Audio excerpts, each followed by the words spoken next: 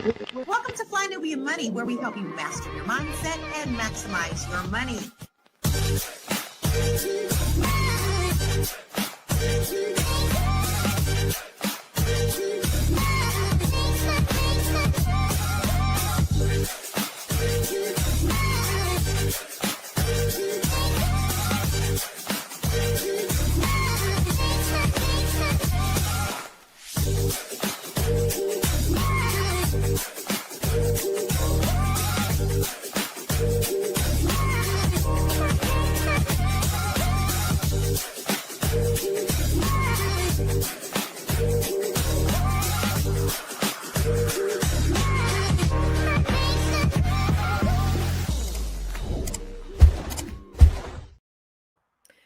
Hey, happy hump day, ladies. This is the Fly Nubian Money, where we help you to master your mindset and maximize your what? Come on, ladies. Oh, let's get it. Listen, we are going to have a pretty interesting show today, ladies. I know we've seen a little bit of it before we came on here. It's going to be a little spicy. Some Black women are openly admitting that they would rather have a rich man who cheats than a poor man who's loyal. Now, this opens up a candid discussion about dating priorities, financial expectations, and how money influences relationship choices in our community. This is going to be interesting, especially with high-valued women that we have, such as we have today. Dr. Felice, the B.Big coach, is in the building. What's up, Dr. Felice? How you doing, mama? You're muted. I'm good. How about you? I'm good. I haven't seen you in a long time. It's good to see you, sweetheart. Good to see you. And then we have Miss Dr. SEW, Miss Sabrina Edmon-Williams. What's happening? We have all the right women in here to have this very, very discussion. I wish we had somebody ratchet up in here, though, to kind of, shake things up a little bit, so we can see the other perspective. Because I have a sneaking suspicion that we may all be on the same page when it comes to this, but I don't know. So let's go ahead and talk about the subject. Well, let's take a look at this video that kind of sparked this whole subject today. Would you rather have a rich man who cheats or a broke man that's faithful? A rich man who cheats. Go for it. A rich man that cheats. Rich nigga that cheat all day, easy, with my eyes closed. Your eyes gonna be closed because you're not gonna be looking. Don't give a fuck.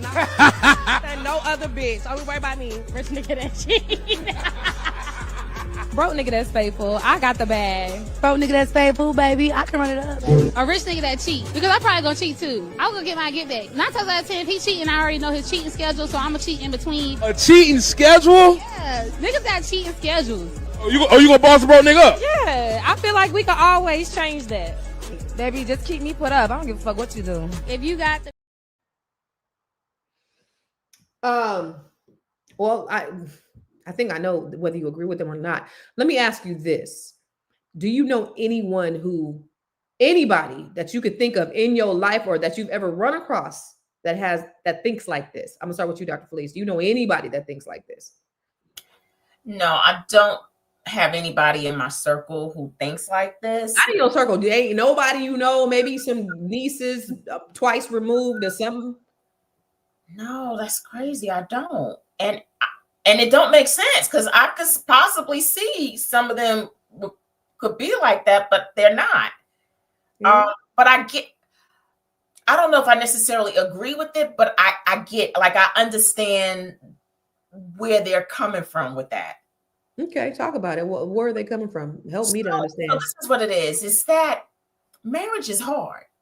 Right? Period. Out the gate, we need to stop having these fantasies about what marriage is. It is not Hallmark.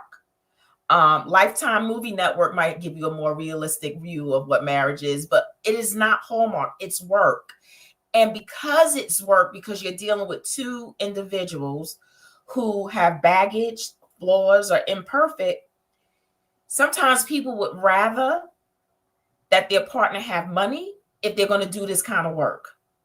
It's harder to do the work of marriage and deal with brokenness. So they're saying that if I'm going to have to work in this marriage, can we at least have some money? And so it makes you say it so intellectually. I don't know that that's what they're saying though, but you said it so eloquently. Can we at least have some money so that we're not dealing with the financial hardships of trying to make two individuals become one? And so that's where I kind of get it in that sense. This is the reason why you are the therapist, because you make dumb shit sound very eloquent, because this is some dumb shit that these girls are talking. This is dumb shit. But thank you for therapizing and trying to bring humanness to the conversation, because Dr. Sabrina, you look like you chomping at the bit. Do you know anybody that thinks like this?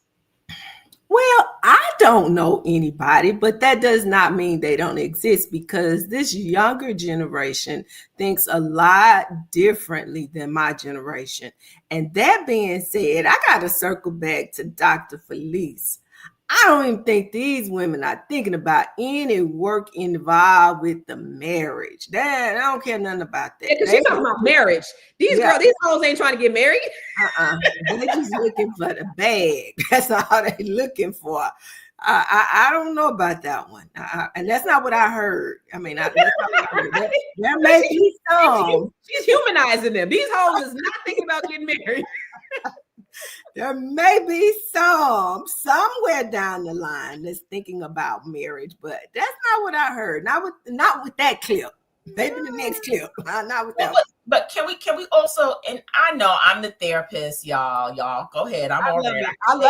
I love it. I respect it, and I thank you for that, because we need people like you to bring the humanity into the conversation. So, and I always try and cover people with some grace. They have grown up in a different time than we have.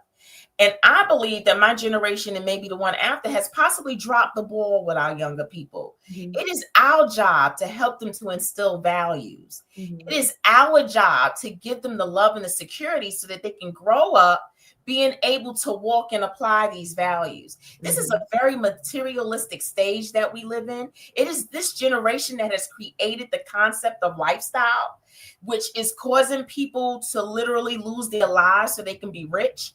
And so what does that mean? That means that when you grow up in a space and in a culture where it's always about the bag, it's about the bag. It's about, like, that's the thing. It's about the bag. Our worlds are so much bigger than the bag. Mm-hmm. And so when you grow up in that culture and that's who you are around, that is who you spend time with, that is all you saturate your senses with, this makes sense to me when they talk like this. So now, how do we help them to be able to see a bigger, more broader side of who they are and what it means to be in relationship and partnership with another human being? Okay, I can dig it. And again, I appreciate that, because it is, I think it's a reflection of society. I think it's a mix of broke bitch shit and the crack epidemic. I think there is too many crack hoes having babies, and they broke, and they come out thinking like this, because just the amount of development and personal accountability, and just the analytical brain not thinking about anything outside of just this money. And that's because you go back to that scarcity mindset. They've never had anything. They probably never even had love. So that, love is a fleeting thing. It's not even anything that they've experienced. So fuck love. Give me the bag, because they broke. And what an awesome responsibility, because these young ladies are probably the ages of our daughters. What an awesome responsibility for us as mothers to be able to have children that we can pour into, and we can, just kind of give them, just tools and emotional intelligence, and let them know that they're worth more than all these things, the material things. And I know that sometimes even my daughter gets caught up in looking at social media and, wanting the soft life and wanting all those things that they see because of this on social media, but they're not grounded in reality. And I do blame, I blame poverty. I blame white supremacy. I blame the government. I blame all of those things. I blame all those elements for us to be in this position of even having these conversations and for them to react in this way. So that's what I think. But to that point, Dr. Sabrina, do you think that social media influences these thoughts? I absolutely think it influences the thoughts. But here's the other side of that. I remember it wasn't too long ago, we went through an epidemic where you had Black women being diagnosed in mass with HIV. And, it's like I'm listening to these people say, I don't care. It doesn't matter. What about your health?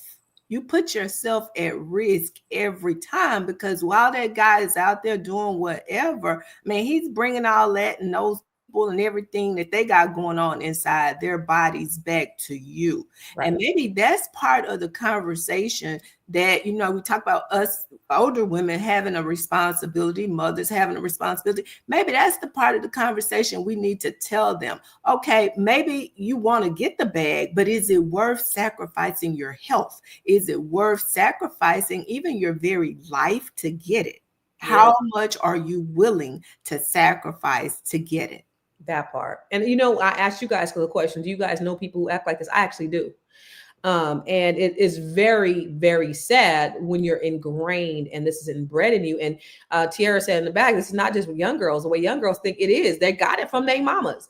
It's all the things, it's all the societal things that I think have been inflicted upon Black people in a certain socioeconomic situation, that are in these situations where there is the scarcity and the poverty, and they're inbred with this mindset that all they need is this money, and that's going to change their whole lives. And it does not. One thing that they're going to learn, that money is not going to make you happy. It's not going to, you can't buy love from money. At the end of the day, you can have all the money but be empty inside, and that's what they don't understand that. But because they've never had it, they don't understand it. But we're going to talk more about it when we come back from the break. It's a good show right here, but I'm biased. If you are just tuning in, you are watching Fly Nubian Money, where we help you master your mindset and maximize your money. My name is Edmon-Williams. I'm also known as Miss Black Hollywood, and I'm the proud producer of this show because it is lit. If you want to receive notifications for when we go live Monday through Friday, 1 to 2 p.m. Eastern Standard Time. All you have to do is text the word Queens to 87948. That's Queens to 87948. That's QUEENS to 87948. Also, if you want to grow your money and not blow your money, all you have to do is go to flynubianmoney.com. There's all kinds of resources, there's courses, there's free giveaways. There's just no reason to be broke in 2025. All you have to do is go to flynubianmoney.com. Obviously, you don't want to be entertained here. You want to know enough to grow. Wait, I need to put that on a shirt. You got to know to grow. Got to know to grow. So know and grow with flynubianmoney.com. So this is Fly Nubian Money. Hey you. Hey girl, hey. Hopefully it works. I don't know why sometimes I have static when I try to get on shows, but hopefully I'm good. Miss Black Hollywood is in the building. So today we are talking about Black women confessing that they prefer rich men who cheat over a loyal, poor man. And so the question that I did ask to the ladies before you got on here, Tiara, was, do you know anybody like this? And what are your thoughts? Yes, like in my close circle though, like I don't know y'all. When I went to college, there were women who literally were coached by their mothers to find, because I went to Xavier University of Louisiana. And we are number one for sending Black students to med school, right? Mm-hmm. Like number one for making Black doctors. So a lot of my friends are like pharmacists and all these things. But when some of the girls in the dorm, I remember them saying that they were looking for a husband. They were looking for a husband because that means that they were going to be doctors and like looking for a potential future rich man, right? So already thinking that way. But to be honest, I know a lot of women who would prefer, especially where I live, would prefer a rich man over anything else. The hard part is, I know women who have done some strange things to work their way to the middle or to get in a movie or to get an opportunity. I mean, I think I live in a different world, but I just think it's, people, I think women, and I'm not talking about, I know you, not any of you ladies, but I think women, men use money as leverage, and women, there are lots of women out here that'll take it and sound like, they won't say it like the women in the video, but they'll say it a different way. They'll make it sound pretty, maybe like Dr. Felice, but like they have the same mindset. You know what? I think, you know what? You're right. Because I think it may be delivery. Because I've talked to like my friends who went to PWIs. Their moms send them to school for the same reasons. You know, get you a man, tag onto a man that's going to be successful so that you could be a homemaker, you could be a wife. I don't think these hoes are trying to be homemakers or wives. They just want bags. However, it's no different. I do believe it's no different than other cultures sending their children to school to get a husband. And yeah, F love, this is what it is, which is still really sad because ultimately, like, I think everybody, well, I don't know, maybe they don't, but I think love is the ultimate goal. What do you think, Dr. Felice? So basically, the number one thing that women need in relationships, period, is security. Yeah. And so the money is a form of security. And yes, we want the security of love too, but that's what the money symbolizes. That is number one for all women of all ethnicities is security. And then the one thing that I am going to stand in the gap for is that when Black people say or do something, it changes the whole narrative. But there's no culture that don't want their girls to marry somebody rich. If you look at the Asian population in the Indian sector, most of those girls allow their parents to arrange their marriages. You think their parents are arranging marriages with somebody that don't have a financial future? Not at all. And they know that you're going to grow in love. That love is something that you can grow in. But they're not arranging marriages with men who don't have no money. And so it's just that when it comes to the Black side and a Black woman is able to say, I need the money of financial stability, we twist it on ourselves. And could that be the reason? Is love a Western concept though, Dr. Felice? Do you think love is a Western concept? Like falling in love, is that a Western concept? Yeah, I think that's a Western concept. I don't believe in falling in love. Like I want to purposefully do something, whatever it is I'm gonna do, I have choice. Okay.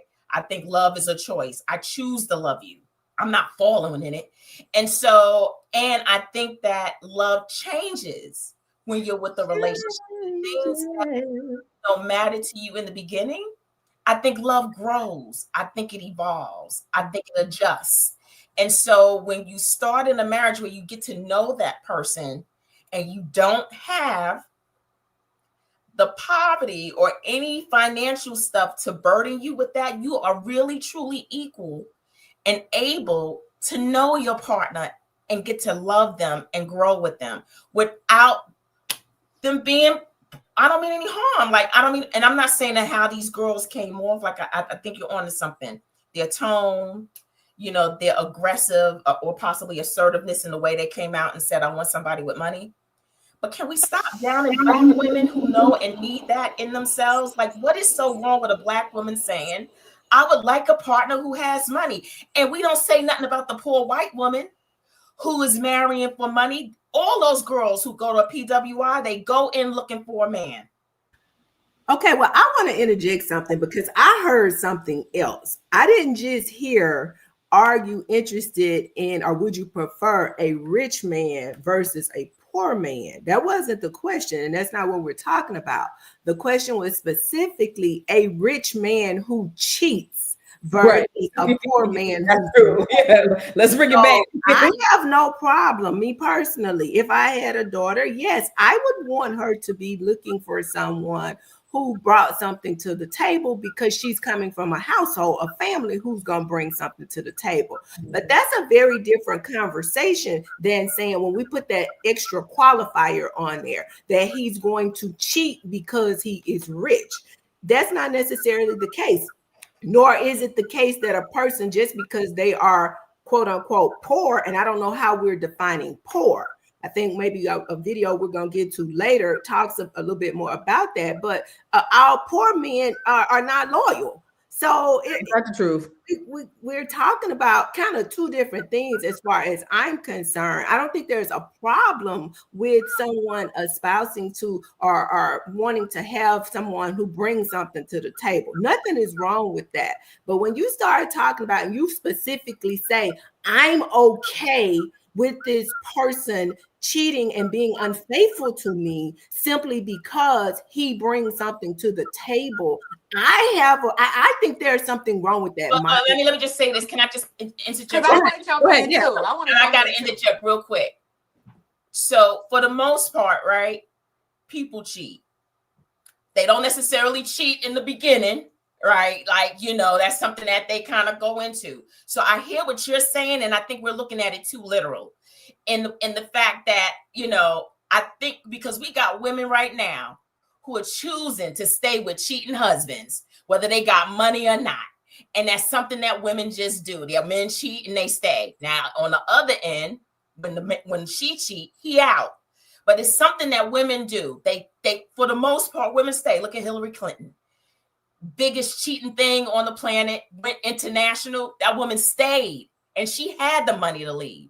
So I'm just saying, even if you throw cheating in the thing, I'm thinking that they're saying, regardless, if he cheat, don't cheat, I would like for him to have some money.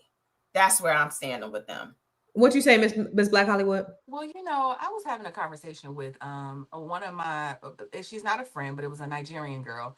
And we were having a conversation about culture. And she was saying, yes, like the men cheat. Like you expect, and especially in an African culture, if you have a husband and he either has wives or you expect him to have other girlfriends or other wives. But that doesn't mean that as long as he can take care of you and take care of what's going on in your house, doesn't really matter. Like she was just like, I mean, even the concept of cheating and leaving and just being like, I'm out of here because you cheated. So you're gonna mess up the whole household, the kids, all of that because a man cheated. Like the way she saw sex and the way that we, I think, as women see sex was totally different. You expect a man to, because that's what supposedly that's what she said. That's what men do. They gonna cheat, but that doesn't even necessarily mean he doesn't love you. That doesn't mean that he doesn't care about you. That doesn't mean anything because men don't necessarily equate love to sex. And so it's an interesting conversation when you start to really like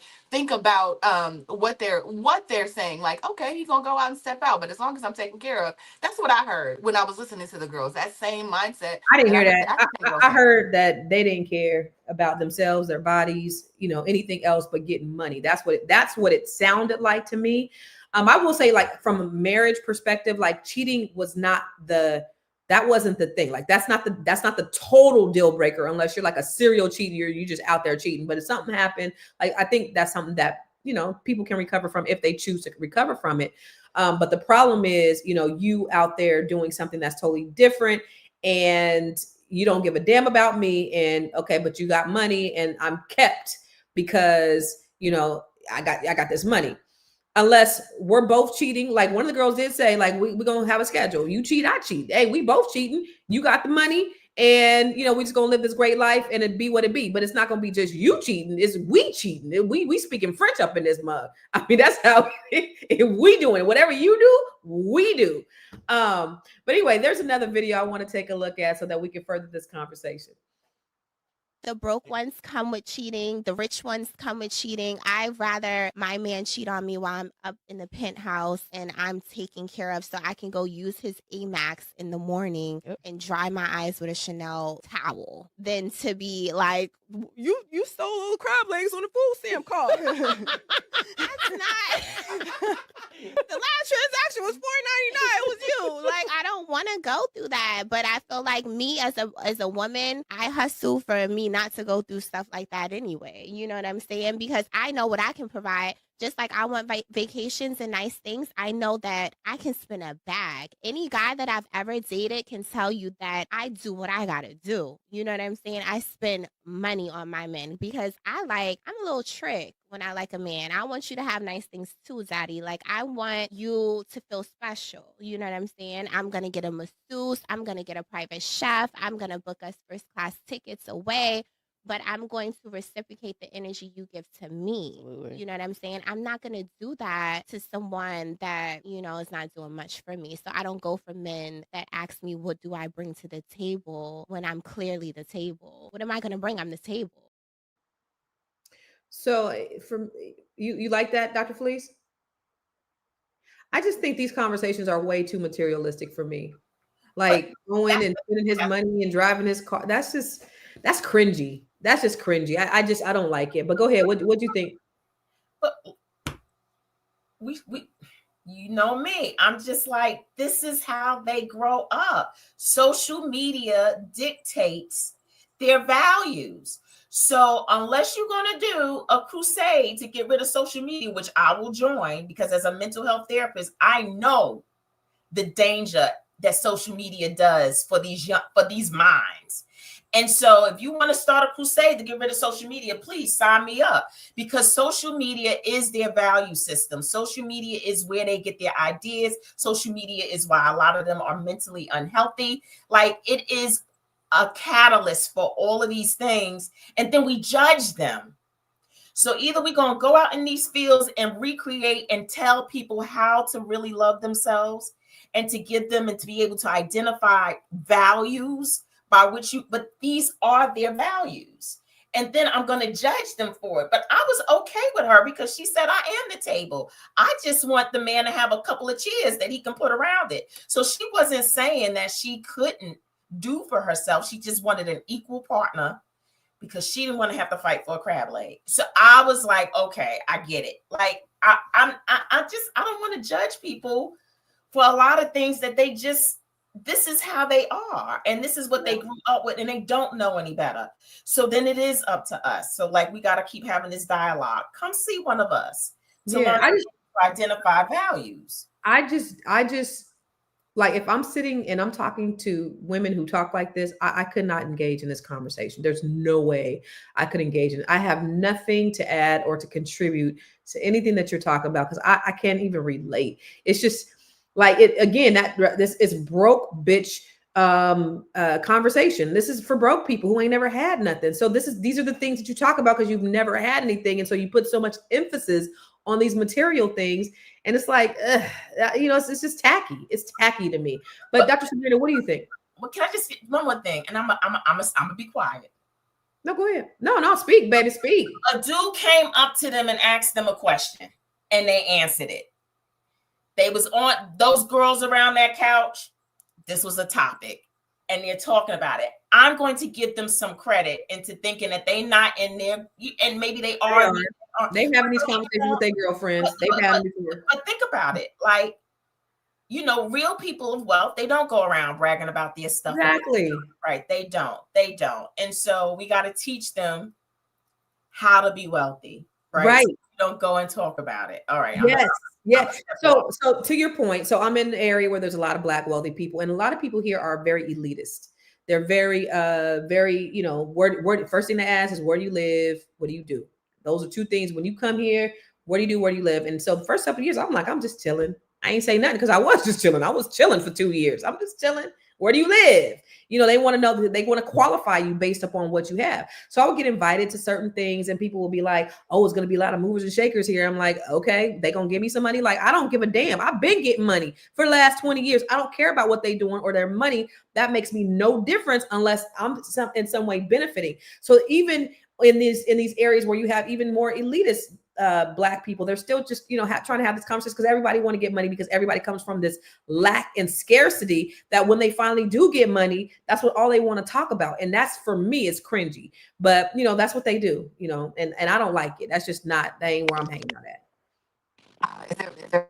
Okay, this is what I don't like. I just don't like the way they talk. I don't know. It's like, if it's for me, I just think that, I just need money. I hate the way it's the energy, right? Like, I can understand the women, but they sound, it's just the irritating, vibe, right? Like, yes, a little bit. So it's just like us having a conversation about it and saying, like, listen, I want a man to come to the table and bring something with him. Don't bring broken legs and 15 kids to stand around my table. Like, there's certain things that I think are appropriate. There's certain things I think when getting into a situation or a relationship with somebody, it's appropriate to have standards, right? And I also believe that, I'm not, again, like Dr. Felice, I understand what these young ladies are saying, and I think maybe we should just run the video again so we can listen to what they say again, even though, we have other videos. Yeah, even though we have other videos, because we keep going back to that particular video. I'm like, well, let's listen again, because everybody hears something else. But I hear women just saying, listen, if I got to go through it, like Dr. Felice said, if I got to go through this with you and it's going to be hard, I don't want to struggle with you. Let me You tell know you. what I mean? I dated a broke man before for love. But he had that every good. time He it probably was was a on a no- he probably was on an air mattress, but he had that good, didn't he? No. Well, you know, no, what happened, Constance. But I dated him. But what was the most annoying is when we would get somewhere, we would go to a restaurant, and he'd be like, all right, so the bill, yeah. So what did we get again? What is it like? I didn't like that. I didn't like us having to count. Okay, so we went half. So like, just give me $7.25 back. I'd be like, one day. But when you went home, he broke that back out. That's why you tolerated that shit, because he broke that back. He broke that back. He broke that back when you got home. No, that's why you tolerated. And the thing was, he was not. It was for love, right? It was for love. But I was like, I love him, and he was loyal. He did not cheat on me. But we used to count pennies, and I really hated that shit. I'm not gonna lie to you. I was like, this feels so petty and so broke and so poverty stricken. Well, I don't want to live in poverty. If you over 30 and you still doing that, then kill yourself. He still do it to this day to that same person. Like I remember I seen him not too long ago, and he was like, yeah, I came down, but I don't really know if I'm being afford to go. I was like, oh, it's so nice to see you. I never mind. It's not attractive. Can we just be honest and say that? Like, it's not that. If we got a penny pinch and you looking, it's just a mindset, I think. And but so, see, that's the thing about it is that's okay when you're in your 20s. Like, if my daughter went out with somebody like that, like y'all still young, y'all trying to figure it out. That's one thing, and you can't blame the young man for that because he's still trying to figure out his life. But when you get to a certain age and you in your 30s and you in your 40s and you over here trying to divide the one and add the two and all that stuff on the receipt, yeah, that's just no, absolutely not. But he had that good. That's the only reason why you tolerate that shit, Tiara. You can't tell me nothing different. Let's watch the video again. So I got the question, y'all. Do you prefer a millionaire cheater or a loyal broke guy? And here's my answer to this. It depends on what that woman values. At this point in my life, I want a man that has integrity, that has a good character, that lives by a certain moral code. I would rather him be broke than to be somebody who's a millionaire, disrespecting me, cheating on me, and not really giving me what I desire or what I need from a relationship just because he can provide a certain lifestyle. Absolutely not. I want to be respected, and I want to be in a situation where I respect that man. And a lot of times we look at lifestyle and money as in, oh, we have it all. No, you don't have it all if you ain't got no peace. You don't have it all if you're not being respected by your partner. And a lot of us are bypassing really good dudes, really solid guys that will treat you right, that will honor you, that will respect you. And you go for these guys that have no good intentions for you at all. You will just be one of many. And you're like, okay, well, I'd rather have that because I got money. That's not going to keep you warm at night, sis. I'm sorry. I ain't got nothing to add to that. Dr. Sabrina, what you think? Well, I mean, I think she has a very valid point. At the end of the day, we are all individual. And what works for me may not work for the next person. What I would prefer may not be what the next person prefers. But the other side of that is we evolve as we get older. Most of us do anyway. So what was exciting to me when I'm in my 20s may not be so exciting or may not be a priority for me when I'm in my 30s. Something came across my feed earlier. I don't know if it was today or earlier in the week. It was a clip about Neo, the singer.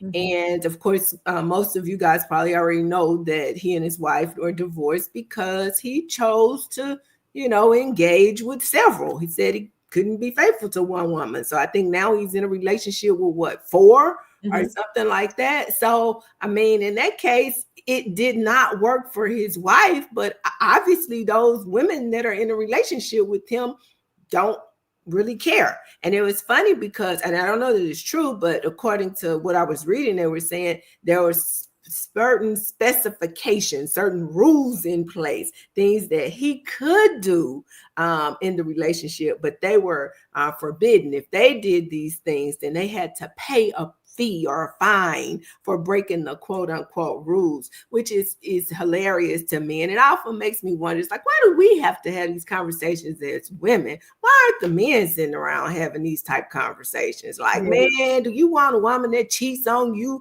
or do you want one that's gonna rub your feet at night, you know, and could have your meal on the table when you get home? What do you want? Right. This is crazy to me.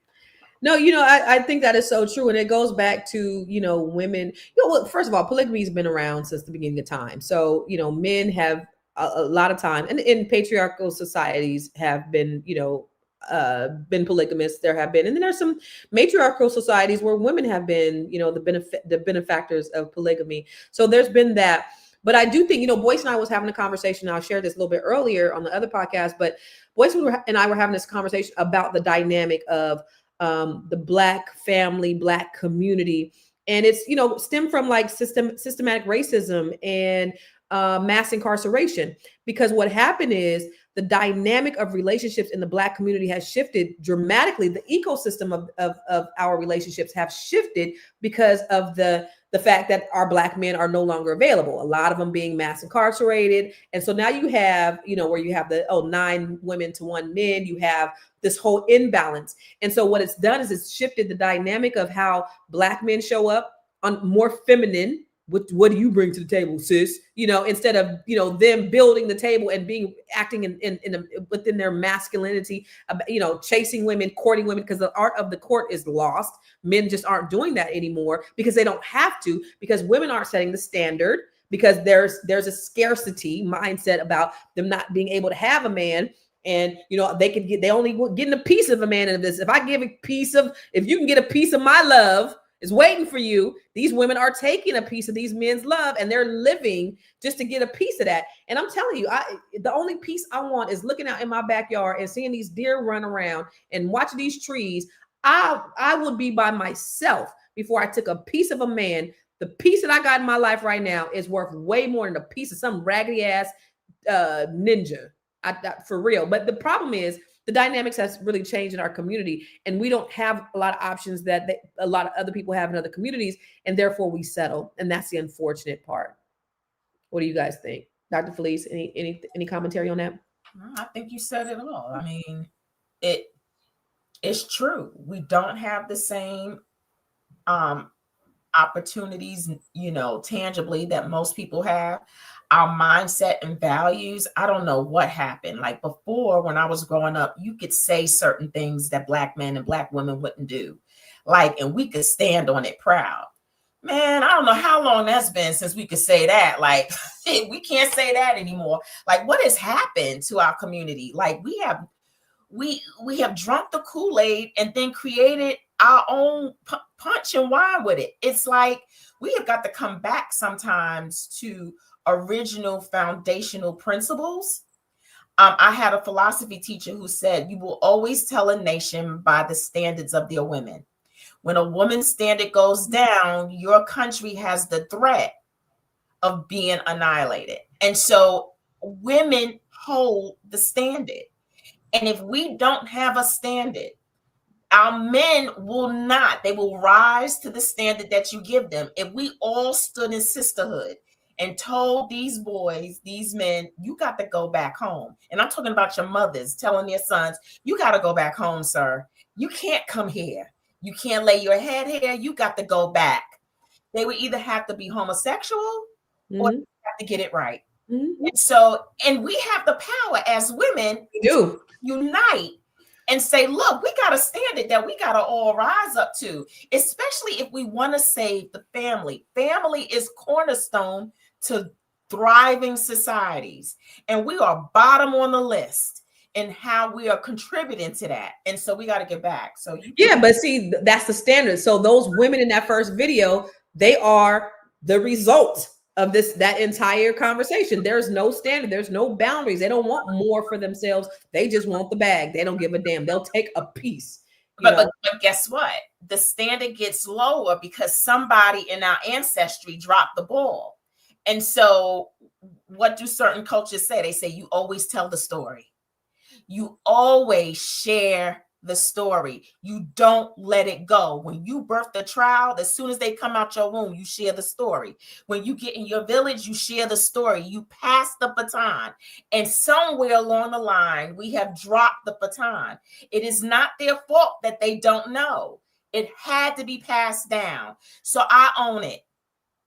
I take responsibility for the fact that these young girls don't have the values that they know to have. And you can't take responsibility. You take responsibility for who you have direct access to, for who you have direct responsibility over. And I'm sure your daughter is a beautiful, wonderful human being. She is. But you know, y'all know me. It's not enough that me and mine has. It's not enough. I don't live in an isolated island. I belong to community. And so, yes, I will do all that I can to make sure that my legacy has, but I'll also teach my legacy to give back. That Amen. It's not enough that we have. Because first of all, if it's just us who has, then you coming for mine. No. I don't want you coming for mine. So I'm going to teach you how do you have yours so you can stay in your spot, but we all come to the table equally. And so, yes, that's what I mean by I dropped the ball too, because there is so much more that I can be doing to make sure that these young girls do have an idea about what a standard looks like and have the courage. You don't got that kind of power. The social media got all the power. You just said it. We're gonna ban social media. We're gonna march. Tiara. I hate this. I don't know why this acts like this, but I'm gonna just say this. I'm gonna throw this in there and I'm gonna go back mute. I blame rap music. I blame if you want to, Dr. Felice, if you want to help become a rapper, leave therapy and become a rapper and rap about other things. Because right now the vibe is that everything is about the bag in rap music. The women it's about having sex, about having a certain aesthetic. It's about looking a certain way. It's about being a bad bitch. It's about having the bag. That is the most important thing in rap music, especially coming from use that nigga and pimp him and do this. And all of these messages are permeating the minds of our girls, even us as women. The things like sometimes if I'm standing somewhere and Sexy Red come on and I'd be like, what I used to be like, I hate this. I'd be like, boy, they're super fed. Right? Like before I know it, I'm the mantra, all of that is meditation, right? You listen to something, and music is the only thing that can permeate your spirit without you even knowing, right? So all the messages that we receive, I think we're receiving from the music. So if I could go back, I feel like the reflection of our community heavily relies on where our music is. Agreed. Dr. Sabrina, what you think? I agree. I could not agree more. But here's the problem that I find, you guys. For those of us that are out here with positive messaging, who's listening? Who is actually really listening?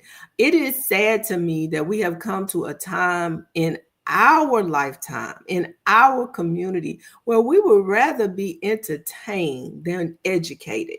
If you put out an educational video on how to do something, you may get 2 views. You put out something that's ratchet. It goes viral instantly. Yeah. So even in trying to set the standard, even in trying to be the standard, even in trying to direct and guide and, correct the right size, this ship that has capsized, it's very difficult because, to your point, social media is so powerful. And that is, what has just captivated a whole generation of our people. Mm-hmm. Dr. Sabrina, you're right. You're right. But I don't believe that we are the ones who have control over that. That was pushed. That was the agenda pushed by white supremacy. That was part of the indoctrination of our young people. You remember back in the 80s and the 90s, we had positive rap music, and then we had NWA. When that happened, they started pushing that. There's a rumor that there was a secret meeting to say, how do we incarcerate more Black people? We start doing, we start putting this stuff in the music, and then all of a sudden death count went up for our black men. All of a sudden incarceration rates went up for our men. So while positive music was still coming out at the same rate, it wasn't being promoted at the same rate. They're only putting the negativity in our communities. The powers that be are white Jewish men. And they would never, ever push the same music out in their communities, in any other communities, the way that they do ours. They have music about rape, about pillaging, about murder each other. They would never do that. They would never do that, but they forced it upon our people, and we've eaten it, and we've taken it hook, line, and sinker. And of course, who was that? Tank. He said, our violence isn't the threat. Our love is. He said with the music industry, they would rather put $50 million into gangster rap than into love music. The problem is Black people loving each other is the threat to white supremacy. Unification and unity is the threat to white supremacy. Let's talk more about that when we come back from the commercial. Are you a Black business owner looking to expand your reach? Well, has Fly Nubian Money got good news for you? We are building a Black business directory to connect you with customers who need your services. And here is the best part. It is absolutely free. Email us at info@realvirtual.net. Send us your business name. Tell us a little bit about what you do, what services you offer, your website address, and your contact information. That's it. Together, we are going to build and circulate the Black dollar. Get listed today and start connecting with people who are probably already looking for you. All right. Listen, if you are just tuning in to Fly Nubian Money, today we are talking about Black women who are confessing that they prefer a rich man who cheats over a loyal poor man. Now, I pray that my sons never be the poor guy. And I also pray that they never be the man who cheats. Like, what are we teaching our sons? What are we teaching our daughters? Where does the values really lie in our communities? What are we really teaching these young people? Let's roll that first video one more time so that they can understand what it is that we talk about. Would you rather have a rich man who cheats or a broke man that's faithful? A rich man who cheat. Go for it. A rich man that cheat. Rich nigga that cheat all day, easy, with my eyes closed. Your eyes gonna be closed because you're not gonna be looking. Don't give a fuck. No other bitch. Only worry about me. Rich nigga that cheat. Broke nigga that's faithful. I got the bag. Broke nigga that's faithful, baby. I can run it up, baby. A rich nigga that cheat, because I'm probably gonna cheat too. I'm gonna get my get back. 9 times out of 10, if he cheating, I already know his cheating schedule, so I'm gonna cheat in between. A cheating schedule? Yes, niggas got cheating schedules. Oh, you gonna boss a broke nigga up? Yeah, I feel like we can always change that. Baby, just keep me put up. I don't give a fuck what you do. If you got So is this a problematic conversation? Is what everybody wants to know. Some people say it is, and some people say it isn't. Some people, applaud these young ladies for being honest. My question to you, us being elders, we're almost elders now. What do we say to these young women who have this? What's the message that you would send them, Dr. Sabrina? I don't think it has to be either or. A broke person or a rich person, a broke person who does this or a rich person that does this, because we've clearly made the argument that, even if they're broke, they could cheat, even if they're rich, they could cheat. So I don't think it has to be either or, but I do think that character, there's a conversation around character that does need to happen, because at the end of the day, a person may be rich, and that's the problem. That's the problem. The concept of quote unquote rich and what riches are versus the concept and the construct of wealth and what wealth is. Okay, you can be rich today and broke tomorrow, We have too many examples, even among celebrities, of people that had riches, that were rich for a moment and then found themselves with nothing within a short period of time because they never really learned how to manage and how to handle money. So I think our conversation is off here. It shouldn't even be about, whether you want this quote unquote rich person, but what is that person really doing to establish wealth? And not just wealth for me today and I'm taken care of and I don't care what somebody else is doing, but are they establishing generational wealth for, generations to come? Are we on that tip?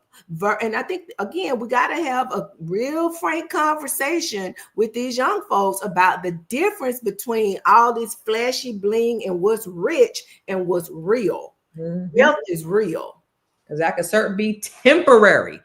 Trying to get that money is only temporary. And I think that's another problem within our community. We have this microwave mentality on everything, trying to get rich quick on these, on everything, this fast money.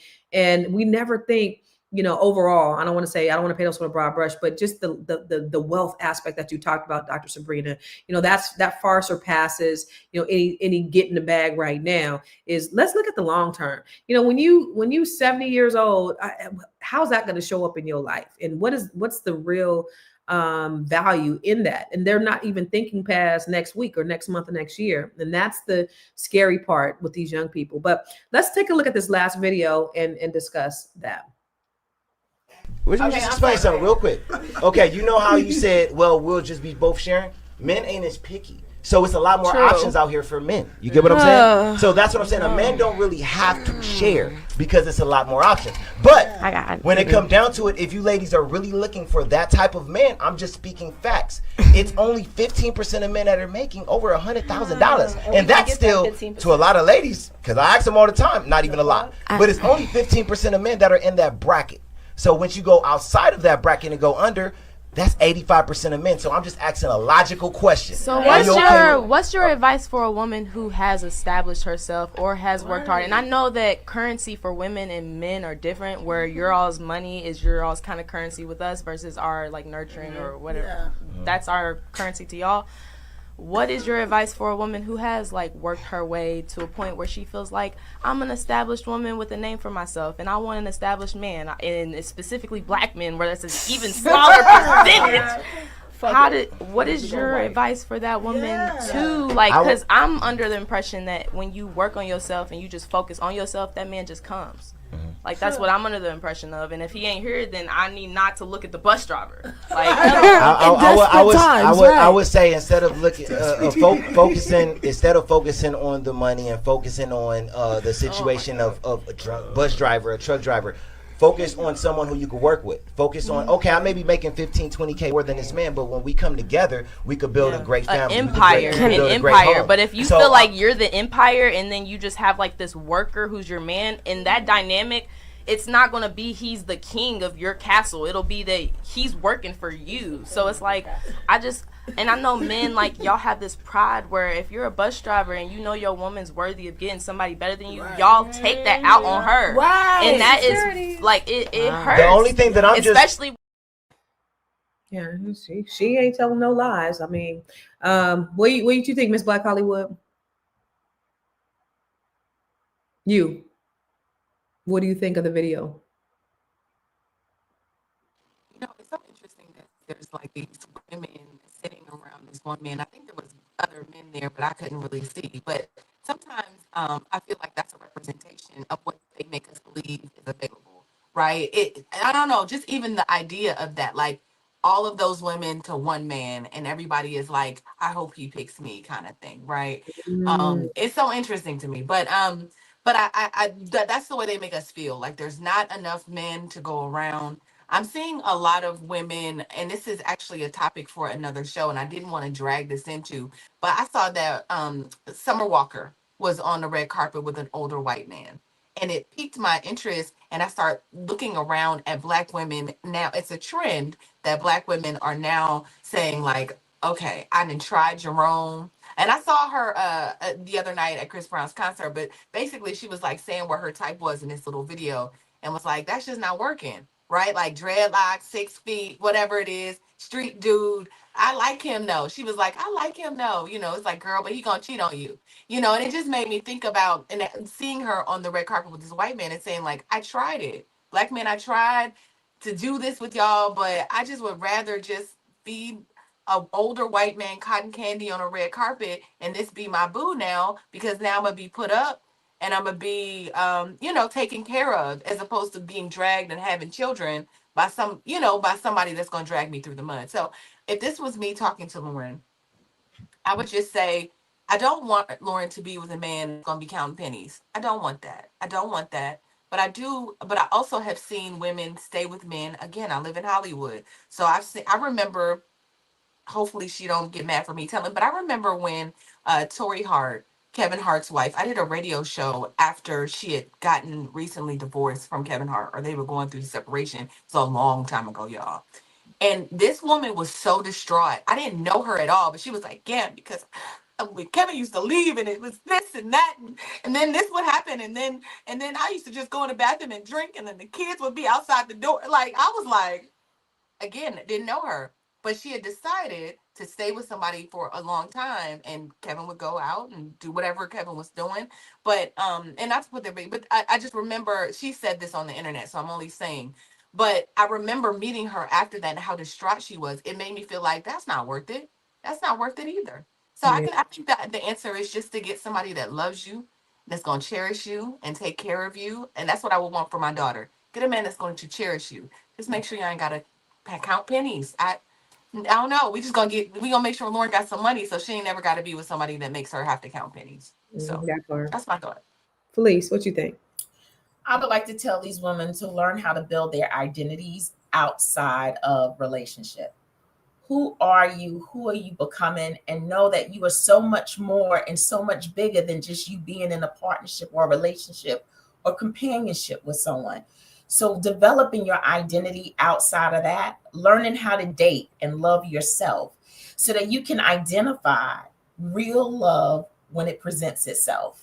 And you'll be surprised of what that looks like and what it's shaped in. It may not come in the dollar figure that you think it should be, but it will have all the potential to do that and more. And so I would first start there and building their identities outside of a relationship, and knowing and working on their mindset that you can, instead of the bag, abundance, that you can have abundance and respect, and that you don't have to tolerate betrayal. And so I would go along those lines.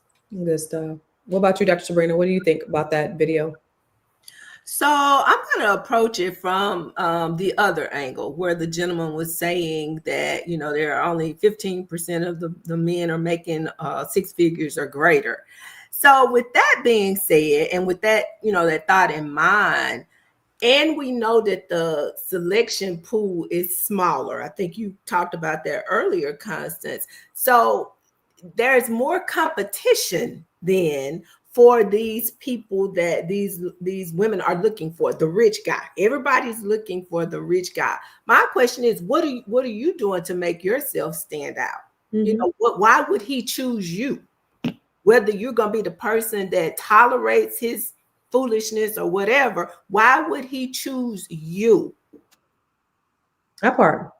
Like all the things, who said that? I think it was, I don't know, it was Tyler Perry or somebody on Tyler Perry. They were saying, you know, all the things that you're saying that you want in a man, do you also have those things? Do you have, you know, you're asking for the things that you don't even have desire or can acquire or anything like that, but you want somebody else to have it. And also Kevin Samuels talks about that too. You want a man that makes $300,000 and, you know, and he's fit and he got all of these things and, you know, you ain't even taking care of yourself. And so that's really valid. I just say, you know, one thing for me is, you know, when I first got out of my marriage, like I really wanted to be in a relationship because that's all I knew.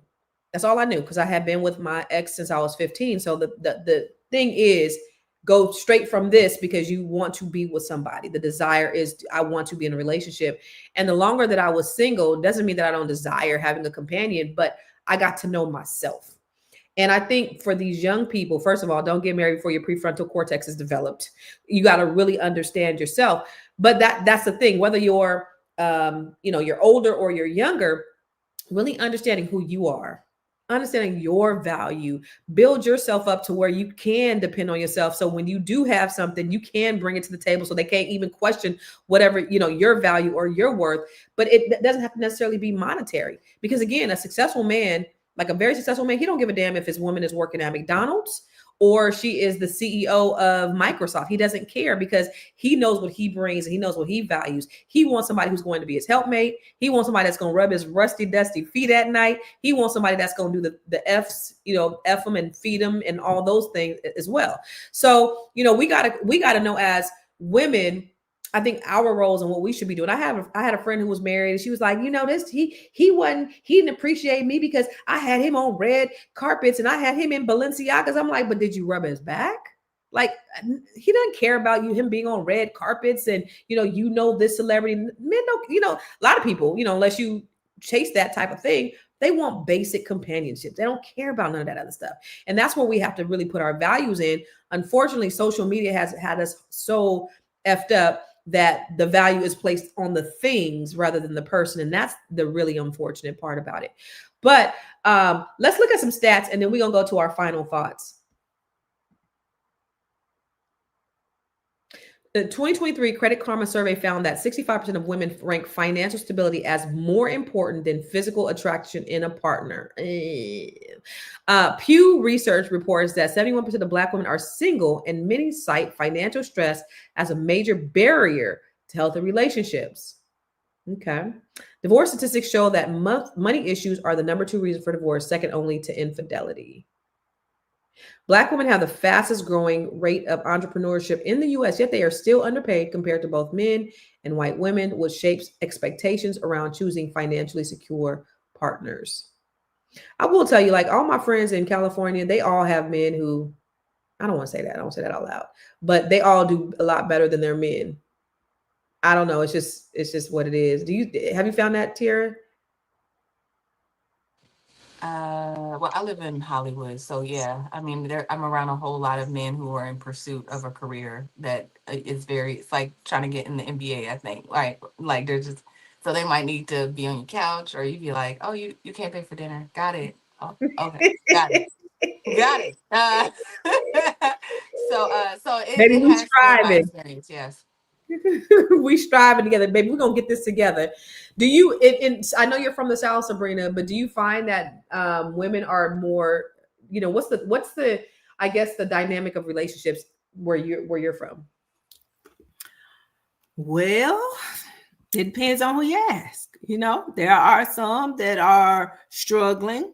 The women, there are some men that are struggling, and in some instances, both of them are struggling. In some instances, both are doing well. So I guess it really just depends on who you ask. And I want to say this kind of as my closing thoughts while I have the camera.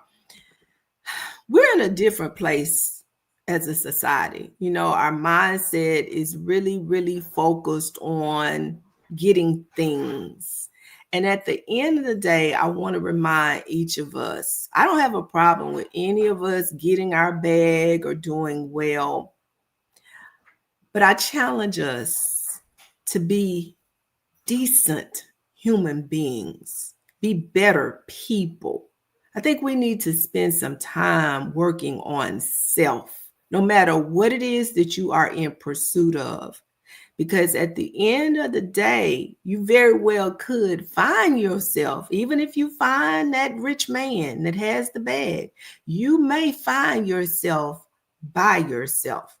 So I want to just encourage all of us, let's spend some time working on self so that we are truly, truly putting out positive energy in this very negative world. And with that being said, I am Dr. Sabrina Edmon-Williams, educator, author, and investor, opening minds, closing contracts. I am so noted, and I am so delighted and excited to be here on Fly Nubian Money podcast with these beautiful, beautiful queens. I am a life and legacy planning strategist. If you need help with your estate planning, October is National Estate Planning Awareness Month. Please don't hesitate to reach out to me. I'm at I Am So Noted across all platforms. That's IAMSEWNOTED. Thanks, ladies. Yo, that was good. So for you, Tiara, at the end of the day, what do you believe matters the most for a lasting relationship? Would it be love, loyalty, or legacy? Ooh, love, loyalty, or legacy. I'll just say a little bit of all of it, right? Love, loyalty, and legacy. I want all of that. I want to experience all of that. But I'll just say this. I lost a sister friend last year, and it really snapped me back into reality that these are the days of our lives. And these are the days of our lives. Like, we get a certain amount of time on this earth to live. And I don't know if I would give my life over, your life over to something that doesn't matter for a piece of paper. I'm not giving you, that's going to feel like prostitution. That's going to feel like I robbed God. That's going to feel like all of the things. So I think for me personally, I know it's cute and all of that. And I definitely don't, I understand what these young ladies are saying, but at the end of the day, that would feel like prostitution for me. It would feel like, especially if it wasn't right in my soul, if it wasn't well in my soul, if God didn't say, this is what I'm sending you, then that it's a no for me. Because again, like I said, these are the days of our lives and we want to spend them making sure that we are honoring what we're supposed to be doing, our purpose, our calling. Like you said, I think we're put here for love. Love is part of our legacies, it's part of our journeys. And so just making sure you're focused on that rather than money, because money is a piece of paper that was printed in DC, right? It doesn't really mean it's given value. It's not, but we are around here. We are the value. It's us. So that's why I wouldn't do it. That's why I wouldn't do it. That's what I would tell my daughter. Where can we find you? I am actually going to just go ahead and represent for Karma J today. You can find me across all platforms at Karma J Music. That's KHARMA JAI Music. I would rather you start to follow those pages and fill it up because I'm making my transition. Hollywood's about to be Karma J. Okay, Karma J, let's get it. Karma J has an album that has absolutely no skips. And if you don't got it, you need to go get it. Put the website up on the thing. It's KarmaJ.com, y'all.